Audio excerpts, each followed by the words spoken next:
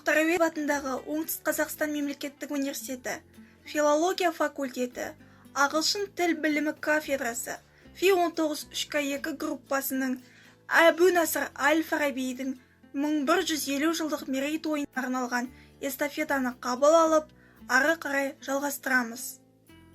Әбу Насыр әл-Фараби түркі ойшылдарының ең атақтысы, ең ойшылы, ең мәшһүрі, әлемнің екінші ұстазы атанған ғұлама ғалым.